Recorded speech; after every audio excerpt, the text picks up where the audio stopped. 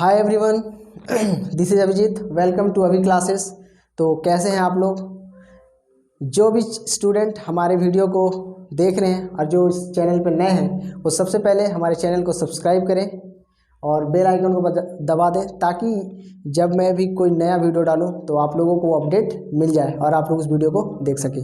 तो जैसे कि आप लोग हमारे वीडियो के थंबनेल में आप लोगों को पता चल ही गया होगा कि हम इस वीडियो में क्या डिस्कस करने वाले हैं। तो चलिए चलते हैं एक नए जोश के साथ अपने नए वीडियो की शुरुआत करते हैं। तो आज जो हमारा टॉपिक है वह है क्लास 10th चैप्टर 1 वास्तविक संख्या रियल नंबर का पार्ट 2। जो हमारा फर्स्ट पार्ट यानी कि हमारे वीडियो का जो फर्स्ट लेक्चर है, ये जो चैप्टर यानी रियल नंबर का जो फर्स्ट लेक्चर है वो हमने इस वीडियो के लिंक इस चैनल के डिस्क्रिप्शन पे इस वीडियो के लिंक में डाल दिया गया, ठीक है। आप जा कर के उस वीडियो को देख सकते हैं जिसमें कि हम डिस्कस किए हैं कि वास्तविक संख्या क्या है, वास्तविक संख्या के कितने पार्ट्स हैं, जिसमें कि हमने पढ़ा है वास्तविक संख्या के 2 पार्ट्स पढ़े थे, परिमेय संख्या और अपरिमेय संख्या के रूप में। तो उस वीडियो में हमने बहुत ही अच्छे तरीके से समझाने का प्रयास किया है। तो आप अगर जानना चाहते हैं कि वास्तविक संख्या क्या है और मेरे वीडियो को देखना चाहते हैं तो आप जाएँ उस वीडियो में और उस वीडियो को देखें, लाइक करें, कमेंट करें। अगर कोई मेरे द्वारा अगर किसी तरह की कोई गलतियां हैं तो प्लीज़ वहां जा कर के आप कमेंट में बताएं ताकि हम अपनी इस गलतियों को अच्छे तरीके से सुधारने का प्रयास करें। तो आज हमारा जो लेक्चर है वह है परिमेय संख्या और इस परिमेय संख्या से रिलेटेड जितने भी फैक्ट हैं, जितने भी पॉइंट्स हैं, इस वीडियो में हम कवर करने वाले हैं। क्लियर है? तो एक बार मैं फिर से कहना चाहता हूँ कि जो भी स्टूडेंट इस चैनल पर नए हैं वो सबसे पहले चैनल को सब्सक्राइब करें और बेल आइकन को प्रेस कर दें। ओके, तो आज हम लोग डिस्कस करेंगे परिमेय संख्या। तो बहुत सारे स्टूडेंट ऐसे होंगे जिन्हें परिमेय संख्या के बारे में नहीं पता होगा। तो मैं तो ऐसे लेक्चर बना दिया हूँ, फर्स्ट लेक्चर मैंने बना दिया है जिसमें कि वो कवर कर दिया हूँ, लेकिन ये जो इसमें मैं थोड़ा बता देता हूँ कि परिमेय संख्या क्या है। मैं लिखूंगा नहीं लेकिन मैं आपको बता देता हूँ, आप ध्यान से सुने। परिमेय संख्या वैसी संख्या जिसे हम p/q के रूप में लिख सकते हैं, वैसी संख्या जिसे हम p/q के रूप में लिख सकते हैं जहाँ p और q एक पूर्णांक है, जहाँ q के जगह पे 0 नहीं होना चाहिए। यानी p/q के जगह पे जो q है, q के जगह पे अगर 0 होता है तो परिमेय संख्या नहीं होगी। तो आप वीडियो को अच्छे से देखने के लिए आप मेरे फर्स्ट वीडियो में जाएं और वहाँ पे देख लें। तो आज हम लोग डिस्कस करने वाले परिमेय संख्या के अंतर्गत आने वाले वो फैक्ट पॉइंट्स। तो परिमेय संख्या क्या होती है? परिमेय संख्या को 2 पार्ट से बांटा गया है। पहला जो पार्ट्स है वह है पूर्णांक और दूसरा जो पार्ट्स है वह है फ्रैक्शन, आई मीन भिन्न। पूर्णांक इंटीजर, भिन्न फ्रैक्शन। इंग्लिश वालों के लिए इंटीजर्स पूर्णांक और भिन्न फ्रैक्शन। ओके, तो पूर्णांक आज हम लोग इस वीडियो में केवल और केवल डिस्कस करने वाले पूर्णांक और इससे रिलेटेड सारे पॉइंट्स के बारे में।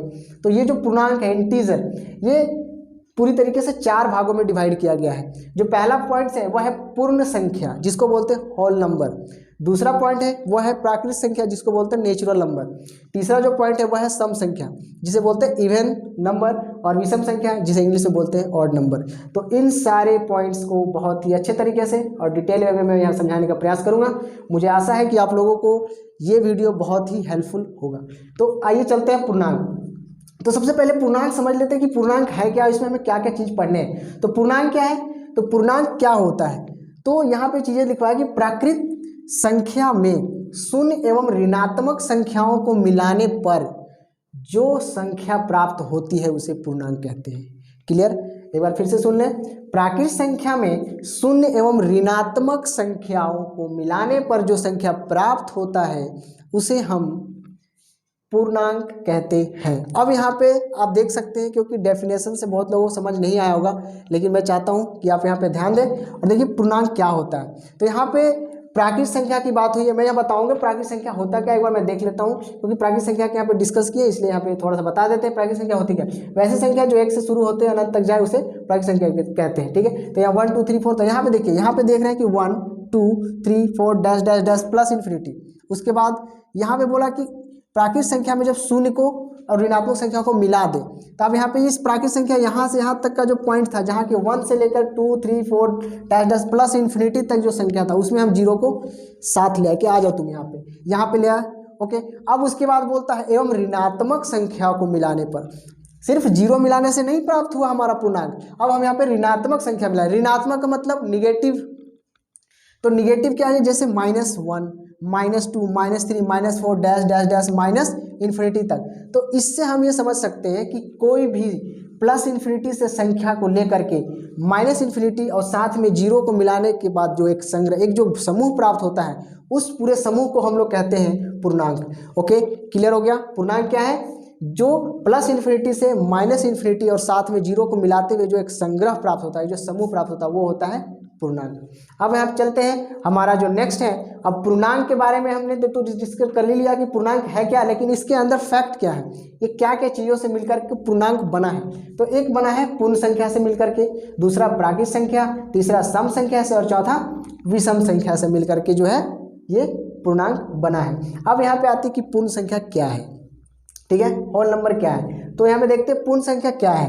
वैसी संख्या जो शून्य से शुरू होकर अनंत तक जाए उसे पूर्ण संख्या कहते हैं। वैसी संख्या जो शून्य से शुरू होकर के अनंत तक जाए, यानी प्लस इन्फिनिटी तक जाए, माइनस इन्फिनिटी तक नहीं बात हो रही, प्लस इन्फिनिटी तक बात हो रही है। 0 1 2 3 4 डैश डैश डैश। पूर्ण संख्या हमेशा क्या करेंगे, प्लस पॉजिटिव वैल्यू के साथ हम प्लस इन्फिनिटी तक ले जाएंगे। तो जो संख्या 0 से शुरू हो और अनंत तक जाए, प्लस इन्फिनिटी तक जाए, उसे हम पूर्ण संख्या कहते हैं। उसके बाद अब हमारा डिस्कस होता है प्राकृत संख्या पे। तो प्राकृत संख्या क्या है, अभी हमने यहाँ पे पहले बता ही दिया कि प्राकृत संख्या क्या है, लेकिन इसको और थोड़ा अच्छे तरीके से समझने का प्रयास करते हैं। वैसी संख्या जो 1 से शुरू होकर, वैसी संख्या जो 1 से शुरू होकर अनंत तक जाए उसे प्राकृत संख्या कहते हैं। मतलब कि इसके पहले जो हम डिस्कस किए वो था पूर्ण संख्या, जिसमें हमने पढ़ा था क्या, शून्य से शुरू होकर जो समूह था वो कहाँ से शुरू हो रहा था, शून्य से शुरू हो रहा था। लेकिन ये जो पॉइंट है वो कहाँ से शुरू हो रहा है, 1 से शुरू हो रहा है। तो इससे हमें ये पता चल गया कि प्राकृत संख्या जो 1 से शुरू होती है अनंत तक जाए, इन्फिनिटी तक जाती है, उसे हम प्राकृत संख्या कहते हैं, और जो शून्य से शुरू होती है अनंत तक जाती है उसे हम पूर्ण संख्या कहते हैं। अब आपसे बहुत सारे ऐसे होते हैं जो पूछ लेते हैं कि बताइए आप लोग का चैप्टर क्या चल रहा है, तो वास्तविक संख्या। तो वास्तविक संख्या में मैं ये पढ़ रहा हूँ, वो पढ़ रहा हूँ, ये चीज़ें हैं, परिमेय है, अपरिमेय है। लेकिन कोई अगर आपसे ये पूछ ले कि ठीक है बाबू जरा तुम ये बताना कि पूर्ण संख्या क्या है, फिर कोई पूछ लेता है कि बताओ बाबू थोड़ा प्राकृत संख्या क्या है। अब उस समय तुम कन्फ्यूज हो जाते हो कि यार ये क्या पूछ लिया, ये तो सर बताया ही नहीं। लेकिन नहीं, ऐसा नहीं है। जब आपको परिमेय बताया गया था, जब आपको परिमेय बताया जा रहा था तो आपको पूर्णांक भी बताया गया होगा। जब आपको पूर्णांक बताया जा रहा होगा तो आपको पूर्ण संख्या भी बताया गया होगा, प्राकृत संख्या भी बताया गया होगा। लेकिन आप लोग उस समय ध्यान नहीं दिए, क्योंकि आप तो स्टार्ट किए थे कहाँ से, एक्सरसाइज सॉल्व करने से। और जब बीच में छोटा सा जो पॉइंट था ना, वो पॉइंट को आपने नहीं समझा और डायरेक्ट एक्सरसाइज सॉल्व करना स्टार्ट कर दिए। ये जो सबसे बड़ी गलती होती है मैथ में। बहुत सारे स्टूडेंट को मैथ बहुत ही ज़्यादा ऐसा लगता है अरे बहुत ज़्यादा भार ले लिए, कितना भार हो गया मैथ। मैथ का नाम सुनते लोगों को नींद आने लगती। नहीं, math is interesting subject. Math जो है बहुत इंटरेस्टिंग सब्जेक्ट है। बस उसको समझने के लिए आपको वो छोटे पॉइंट्स समझने होते हैं, जो ये पॉइंट्स मैं समझा रहा हूँ। तो अब ये जो चीज़ें हैं, प्राकृत संख्या पूछ लेगा तो आपको याद है कि हाँ जो संख्या 1 से शुरू होती है अनंत तक जाती है उसे प्राकृत संख्या बोलते हैं। पूर्ण संख्या तो जो संख्या 0 से शुरू होती है अनंत तक जाती है उसे पूर्ण संख्या कहते हैं। अब जो है आप लोगों से ऐसे पूछ लेगा कि ओए बाबू जरा बताओ कि क्या एक पूर्ण संख्या प्राकृत संख्या हो सकता है क्या, एक पूर्ण संख्या प्राकृत संख्या हो सकता है क्या। तो आप लोग कंफ्यूज हो कि क्या बोले। तब आपको याद करना हो कि पूर्ण संख्या 0 से शुरू होती है और प्राकृत संख्या 1 से। तो बताओ क्या पूरा पूर्ण संख्या को तुम प्राकृत संख्या में बैठाओगे तो क्या 0 को बैठा पाओगे प्राकृत संख्या में? नहीं, क्योंकि प्राकृत संख्या तो 1 से शुरू होती है। तो हमारा आंसर क्या होगा कि सभी पूर्ण संख्या प्राकृत संख्या नहीं हो सकती।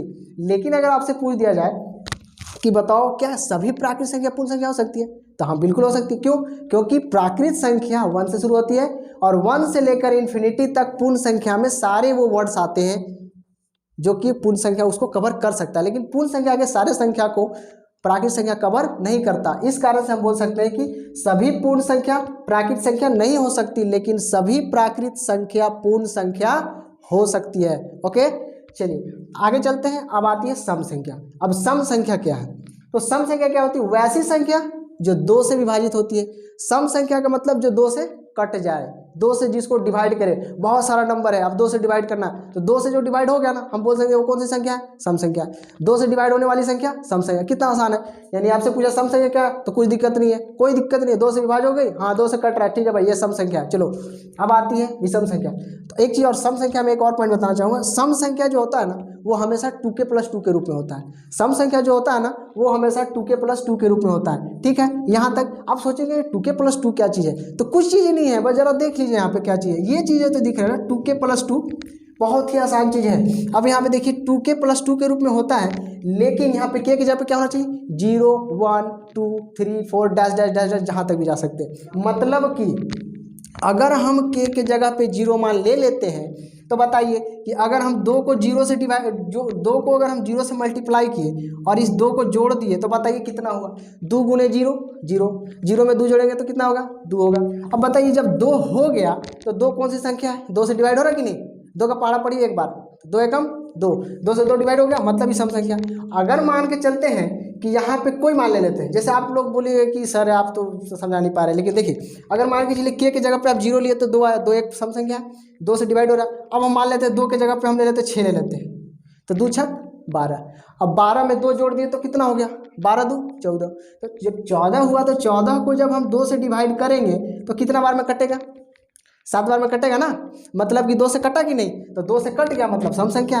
तो ये हमेशा किस रूप में होता है, 2k + 2 के रूप में होता है। यहाँ तक कोई दिक्कत है नहीं ना, चलिए ठीक है। तो आगे चलते हैं, विषम संख्या क्या है। तो अब विषम संख्या जो है ना, विषम संख्या वैसी संख्या क्या होती है जो 2 से विभाज्य ना हो, जो 2 से विभाज्य ना हो। मतलब कि सम संख्या 2 से विभाज्य हो रहा था, इसका उल्टा हो गया, 2 से विभाज्य नहीं हो रहा, मतलब कि 2 से जो संख्या विभाज्य ना हो वह संख्या क्या है, विषम संख्या है। अब विषम संख्या, तो विषम संख्या जो होता है ना, जैसे 2k + 2 के रूप में था, अब यहाँ पे 2k + 1 के रूप में होगा। अब k के जगह पे 0 1 2 3 4 डैश डैश डैश इन्फिनिटी तक ले जा सकते हैं। अब देखिए अगर मान के चलते हैं यहाँ पे 2k + 2 था, वहाँ पे 1 कर दिए, 2k + 2 के जब क्या कहते हैं 1 कर दिया। अब यहाँ पे 0 रखिए, तो 2 × 0 0, और 0 में जब 1 जोड़िएगा तो ऐसे 0 में 1 जोड़ दिए, तो 0 में 1 जोड़ दिए 2 × 0 तो 0 हो गया वैल्यू, और उसमें 1 जोड़ी तो कितना आ गया, 1 आ गया। तो 1 कौन सी संख्या है, विषम संख्या है, क्योंकि 2 से डिवाइड हो रहा है, नहीं हो रहा है। अगर मान के चलते हैं कि यहाँ पे अगर हम आपसे बोले कि चलिए ठीक है, 2 0 तो आप लेके बहुत बता दिए, अब थोड़ा आगे वाला लेके बताइए तो ज़रा, तो थोड़ा हम आपसे ले लेते हैं, चलिए तो 5 ले लेते हैं। तो 2 को अगर 5 से गुना किए और 1 जोड़ दिया तो बताइए 2 × 5 = 10, और 10 में जब 1 आएगा तो कितना होगा, 10 + 1 तो कितना हो गया, 11। अब बताइए 11 2 से डिवाइड हो रहा है का, नहीं ना।